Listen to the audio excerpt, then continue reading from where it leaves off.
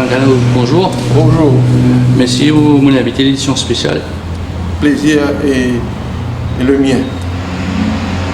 Il y a un dialogue là qui est allé, M. Gano, c'est qu'il y a un rapprochement entre le MP avec le Parti travail. Vrai ou faux? Dis-moi la vérité, M. Gano. Dis-moi la vérité, vrai ou bien il faut ça? Totalement faux. Je réitère ce qu'ils m'ont déjà dit avec certains journalistes qui viennent poser la même question que vous. Il n'y a rien entre le Parti travail et le MP. Absolument rien. Évidemment, on a une relation cordiale avec tous les parlementaires de l'opposition, mais seulement, officiellement, politiquement, la confusion finit provoquée par un propos qui m'ont tenu lors d'une interview qui, d'après moi, donne lieu, donne suite à cette spéculation-là, à cette capable de distorsion même, déformation de mon propos. Ce qui m'a dit, c'est qu'à un certain moment, suite à la cassure, quand le MP prend naissance et que tu trouves le jour, quelques mois après, c'est vrai qu'il y a une cause qui vient jusqu'à nous qui évoque la possibilité, est-ce qu'il est capable d'une espèce d'arrangement entre le MP et le Parti travailliste, et ceci avec l'idée pour changer le leader de l'opposition. Et je suis capable de dire où, et ça qu'il m'a mis une réponse dans un journal samedi, dans l'Express, qui dit qu'il fait état de ça, et il me dit qu'il lit, il n'est pas si important parce qu'il a envie de lire le leader de l'opposition. Mais ce qui est arrivé, c'est que ça qu'il m'a mis, qui peut pousser ça l'idée-là, et il me dit franchement, il admet qu'il donne. Si cette situation-là s'est concrétisée, il peut souhaiter une leader de l'opposition. Bon, moi, Alain Gano, personnellement, jamais je n'ai gagné aucune discussion officielle, formelle, avec qui que ce soit pour faire ce qualité d'arrangement-là. Et il est parti dans mon intention, moi, pour prendre le poste de leader de l'opposition. Jamais on fait une discussion comme ça. Et la question, donc, d'un accord électoral ou d'une alliance politique avec le Parti travail, ça avait une évoque qui est imposée. Comme on dit, le cause qui tient là, c'est est-ce qu'il n'y a pas qu'à faire un arrangement au niveau parlement. Il y a là, évidemment, ce que je dis dans mon interview, si ça dépasse là, ensemble, c'est eux qui viennent la cause principale, MP et quoi ça va, parce qu'on a 9 députés, 5 plus 4, et ce sera. Donc si ça te fait. Il faut ces affaires-là, tu peux concrétiser, donc tu peux un changement dans l'opposition.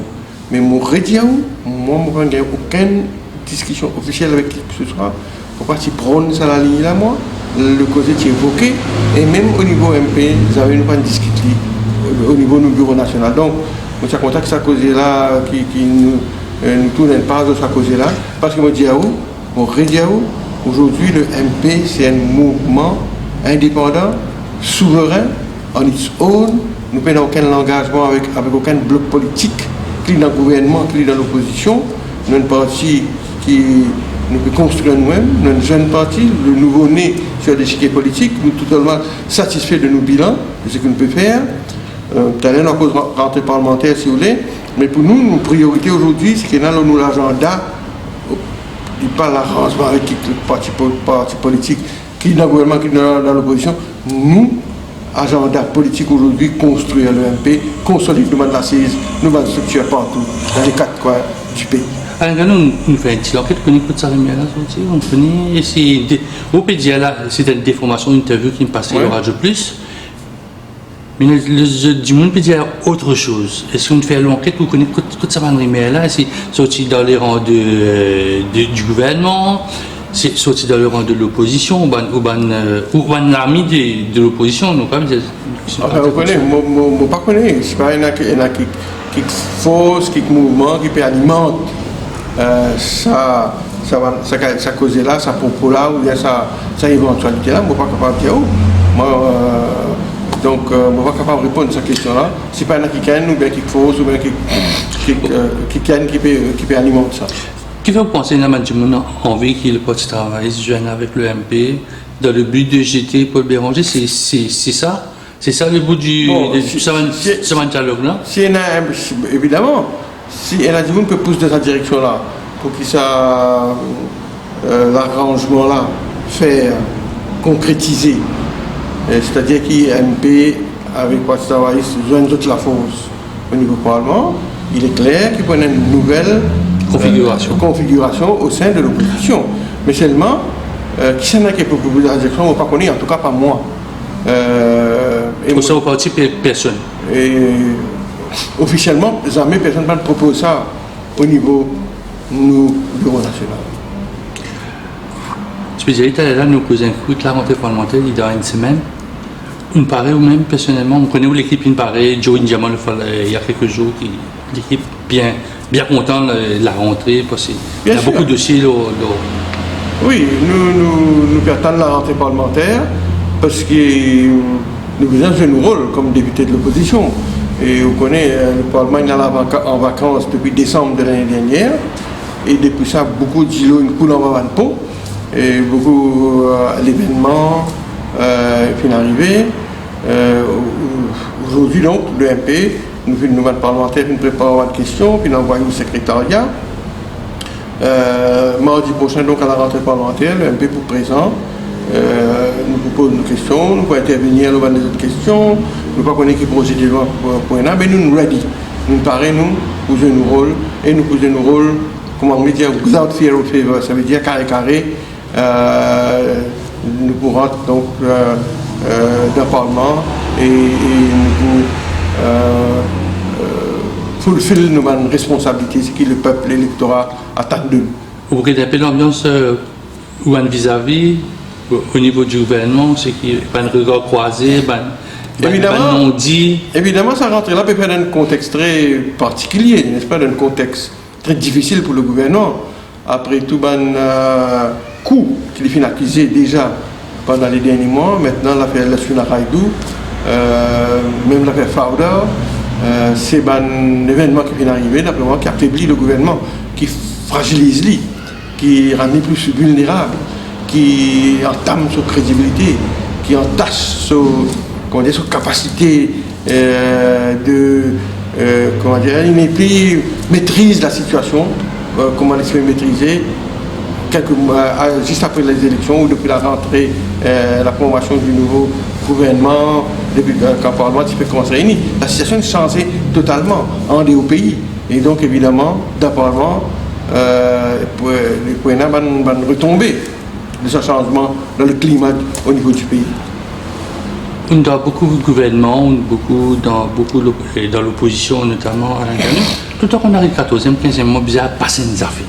Qui fait un MSM quand il quitte le 14e mois, les Sminaradou, les précédents, qui fait que sa 10e, première année, 14e mois, il est un peu difficile pour tout ban l'alliance. Enfin, mon pensée, moi, on connaît qu'un nouveau gouvernement prend une période de grâce, une période de lune de miel, et un adversaire terrassé en bas. Pas vrai? Un adversaire, donc, subit un coup, il perd l'élection, donc je pense que c'est une blessure. Mais après un an, après 9 mois, après un an, si le gouvernement-là pas respecter son promesse, pas tenir son engagement, pas donner l'impression qu'il peut bouger, et pas implémenter son programme gouvernemental, alors le mood change d'un pays. Et maintenant, quand le mood change d'un pays et quand un gouvernement d'alliance, évidemment, et là, une tension commence à monter entre les partenaires. Et à cause de ça, donc, on pense après l'année, comme arrive deuxième l'année, le gouvernement là commence dans l'autre phase. C'est make or break là. Soit, les continuent à s'envoler, c'est-à-dire les monter même, c'est les récits démontrer qu'il y a un gouvernement sérieux, peut faire quelque chose, peut implémenter ce programme, les choses peuvent bouger. Sinon, c'est tout, quand une situation, statu quo, n'a pas bougé, commence à un conflit entre les partenaires, là, même quelque chose en bout, on peut dire, arrive 15e, 16e mois, les affaires commencent à être plus difficiles pour le gouvernement. Il y a un peu normal. Quand tu dis qu'il y a tout ce résultat-là, tu pensais 15 mois, 16 mois après, nous dans cette situation-là. Il ne faut pas nous dramatiser aussi. Non, mais le peuple est dramatisé parce qu'il faut être une équipe pour faire, qui promet, qui pour remettre le pays à ça, une faire une grosse opération. Non, non. Bien sûr, la situation est grave, mais c'est pas pour nous relativiser. Vous voyez que le gouvernement arrive à un moment, dans notre parcours, dans notre mandat, vous êtes comme un choc, un petit bilan qu'on peut connaître aujourd'hui là. Nous rappelle l'affaire Amsterdam, nous rappelle mi-chemin ou bien trois quarts chemin, arriver, ça va une situation difficile comme ça soulever. Et seulement, il dépend de capacité gouvernement là, de mat de la situation, de reprendre contrôle. Mais ça fait un leadership fort, un gouvernement solide, soudé, homogène, qui ne va pas qui peine dans le moment, qui n'est pas comme ça. Au contraire, quand nous trouvons aujourd'hui ça, l'alliance-là, c'est une alliance qui est fragilisée de mois en mois. Nous avons un profil PMSD, MSM, nous avons même ML, MSM, et aujourd'hui maintenant, PMSD non existant. Pas qu'on ait qui peut faire pour les construire ce parti en bas en bas, c'est tout. Il peut être présent devant un débat, etc. Il peut agir d'une façon opportuniste, comme on dit, tout problème pas pour lui, pas dit ça. Donc, il y a un problème aujourd'hui en termes d'homogénéité, en termes de solidarité de ce gouvernement. Maintenant, nous nous retrouvons au sein d'un parti lui-même. Il y a un manque de solidarité, ça. Il y a un conflit intense dans sa partie. Là, pour un document sorti, beaucoup de gens se posent la question qui veut la peau, ou bien qui a voulu la peau de Vishnu. Nous ne connaissons pas. Ou bien nous pensons, nous connaissons, mais nous sommes capables de pénaler les bons renseignements. Maintenant, dans ML, il y a un problème aussi.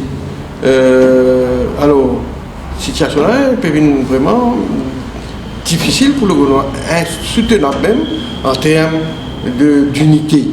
Et quand on a un gouvernement, il traverse ce moment difficile là, si je ne pas faire attention, la situation va être beaucoup plus difficile jusqu'à la fin de l'année. La réponse à ce problème-là, c'est d'après moi, la solution à ce problème-là, c'est la relance économique.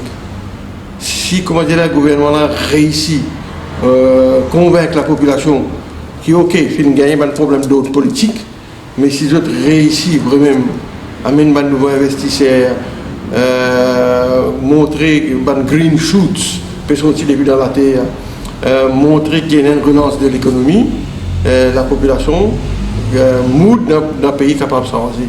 Sinon, on pense, comment nous dire, barrer la caisse jusqu'à la fin. Vous faites de Sanero Jacknat, ce qu'il vient faire là, c'est ça la priorité de Sanero Jacknat. Faire ça, faire la relance économique. On entend dire ça. L'India, pour lui, sa priorité reste l'économie. Mais tant mieux, mais seulement, c'est pas au niveau de causer. Il a assez causé. Comme l'année 2030, il a lancé un projet, il a lancé un programme, budget, etc. Il y a beaucoup de grands discours.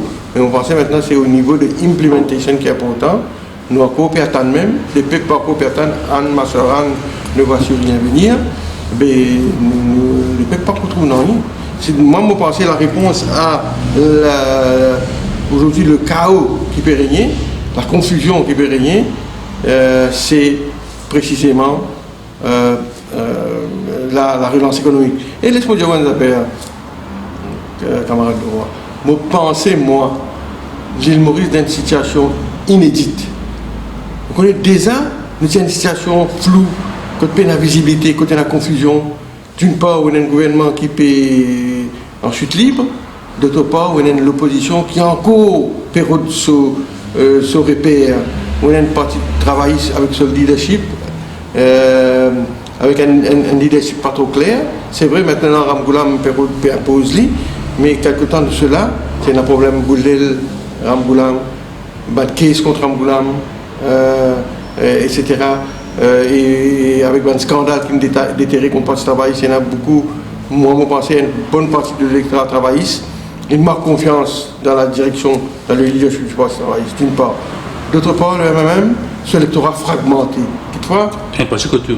un parti contre moi, un parti avec ML, un parti avec PMSD, un parti avec MSM aussi probablement. Donc c'est un électorat fragmenté. Et le MMM aujourd'hui, nous ne pouvons pas connaître, c'est pas les meeting public le premier. Le grand MMM, grand parti qui était rappelé longtemps, 10 000, 15 000 du monde, tout le monde premier ministre, recta. Ils ont dit, mais qui n'arrive le MMM? Il ne peut pas dire un mois avant le premier ministre qu'il peut faire. C'est pas lui qui va faire un meeting public. C'est le signe, c'est un signe. Moi, je veux dire, c'est dans les objectifs que je veux faire, qui a même vraiment encore peiner pour lui retrouver sur la pose d'antan. Est-ce qu'il pourra retrouver l'avenir ou dire nous? Mais seulement, c'est pas pour dire de sa confusion totale là. Et moi, je déjà posé cette question là, moi. Aujourd'hui, Ban Maurice n'est pas capable de dire qui c'est qui pour le Premier ministre après les élections générales. Tellement, situation floue, tellement, et pour nous, dans un pays, nous pouvons dire nous, il y a une vide politique, il y a l'opportunité pour comment dire, une nouvelle force politique. Et moi, je peux dire, quand nous avons l'électorat voté dans la dernière élection, il est possible qu'il y ait dans la prochaine élection, toute sa génération qui est dans la balayer, c'est une nouvelle force de jeunes levés, y compris un peu. Je peux dire, là, je ne peux pas expliquer, je peux dire, tout parti politique. Est-ce qu'il peut y avoir un printemps dans l'île Maurice dans les années qui peuvent venir? Est-ce qu'il peut y avoir la force qui ne pourra pas me lever? Je ne sais pas. Je me pose la question. Je peux dire simplement que les choses sont encore floues au niveau de la politique et parce qu'ils perdent de crédibilité dans parti dans le gouvernement et dans l'opposition, dans le mainstream parti, dans le poste traditionnel. Je pense qu'il y a une peine de ce pays-là, mais tout dépend de la situation économique évidemment. La rentrée parlementaire pourrait être marquée par l'arrivée d'un nouveau du monde dans l'opposition. Enfin, nous ne comprenons si le ML pourrait aussi régler le cas Fardin, mais il va être du jour l'idéal. Supposé l'idéal l'alliance aussi. Donc, il paraît pas pour causer, mais pour un rapport, une relation cordiale avec lui.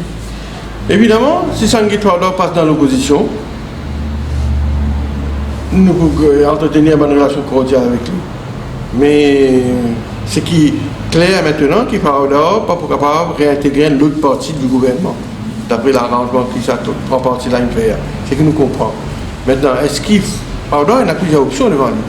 Fardin symbolise un peu la frustration, le mécontentement qui est dans le pays et qui est là aussi au niveau de backbenchers du gouvernement. La pression qui exerçait les autres quand ils descendent dans la circonscription. Ça veut dire 14 mois, 15 mois, qui bilan. Et encore dans les lots de la circonscription, nous avons un problème qui nous soulevait avec l'inondation, etc. On devait imaginer qu'il y a une pression sur lui. Et nous connaissons que les backbenchers ont subi, ont encaissé encore plus parce qu'ils ont payé le même moyen qu'un ministre pour capable régler le problème du monde, régler le problème de notre mandat. Donc, je pensais, Fardin, il arrive pour cause, ça va causer qu'il cause là, contre ce parti, contre le gouvernement, suite à pas de pression donc, maintenant, qui finit d'arriver en lien avec ce parti, ça pas trop aux affaires. Est-ce que le leadership pas de gère le cas Fardin? Mais pas moi qui vous répondre ça. Mais ce qui me connaît, c'est qu'aujourd'hui, Fardin, il y a l'option recent backbencher dans le gouvernement, pardon. Est-ce qu'il est capable de faire ça? Sans qu'il appartienne à aucun parti? Il reste quand même un backbencher du gouvernement, ou bien est-ce qu'il traverse le Rubicon, il peut faire le grand saut, il parle dans l'opposition, et dans l'opposition, on même pas l'élit. Adjei Gane, le secrétaire général, il n'y a pas question qu'il ait intégré le MMM. Donc, qui Fardin pour faire? Le temps de dire qu'il bétou une alphenli, est-ce qu'il bétou une proposé pour lui intégrer le Parti travailliste? Mais tant qu'à nous un peu, nous pouvons aucun contact officiel avec Fardin. Comme Kozali, moi, comme un ancien camarade, je suis dans le même cabinet, je connais Fardin depuis longtemps, je suis membre du MMM, j'ai une relation assez proche. Comme Kozali, on nous demande un peu l'assessment de la situation, etc. Mais je pensais, évidemment, il n'y a pas de diamant tout ce qu'il y a là sur la tête. Je pensais qu'il attend ça aussi, qu'il y a des diamants tout sur le projet. Mais ce qui me connaît, c'est qui Fardin, donc il faut bien prendre une décision. Il y a l'option de démissionner aussi du Parlement comme en Indien. Et s'il démissionne, évidemment, pour une élection partielle, et une élection partielle pour une déstabilisation dans le pays. Moi, nous le reconnaissons, c'est un peu à cause de ça que le gouvernement évite la démission de Lassuna Radou en lui proposant un autre ministère. Maintenant, Fauda a démissionné, élection partielle, donc la situation politique dans l'île Maurice pour une encore plus hectique, un encore un événement. Dernière question, Ranganur, pourquoi fâcheux avec l'idée d'opposition? Si vous dites d'opposition, qui tu peux poser là? Je pense que tu peux venir l'appel à la radio. Parce que c'est une question que tout le monde a envie de connaître tout plus clair. Et la radio, mieux aller dans le silence. Moi, je devais connaître. Il demande le droit au silence. En passant, vous connaissez, c'est pas un suspect, c'est pas un accusé qui demande le droit au silence quand la Constitution donne ce droit-là, garantit le droit au silence. Mais vous pensez comme un politicien, c'est bien au contraire, il demande le droit à la parole, à la réplique, à éclaircir une zone d'ombre. Bon, il décide pour ne pas causer, mais ce qui, comment dire, intensifier un procès d'intention contre une suspicion. Vous pensez que bien expliquer, causer, dialoguer, communiquer. Bon, vous pensez que c'est un issue idéal pour une PNQ. Parce que nous, politiciens, qui nous dans le gouvernement, qui nous dans l'opposition, on pense que nous avons le droit d'éclaircir la population. Et encore plus quand une affaire aussi grave, aussi sérieuse que ça, touche un politicien. On pense donc les leaders de l'opposition, évidemment, il faut choisir sur PNQ, mais si moi, on demande que le gouvernement éclaircisse tout ces issues qui sont concernant ça, c'est-à-dire comment ça un problème de confidentialité, est-ce qu'il livrait, c'était 1.1 ou bien 400 000, et tout les choses qu'il nous connaît là-dedans. Est-ce que la banque de Maurice inapprouvée, oublié la banque de Maurice, c'est une mot à dire dans ça. Est-ce que la banque de Maurice a quelque chose à faire avec l'octroi de ce prêt? Donc il y a beaucoup d'hommes qui sont éclaircis, et on ne va pas vous surpris si c'est ça la première question. Le leader de l'opposition assez intelligent pour lui choisir the right issue, on pense c'est un parmi les choses qui vous bien venir sur la table. Angano, merci beaucoup. Bonne rentrée parlementaire.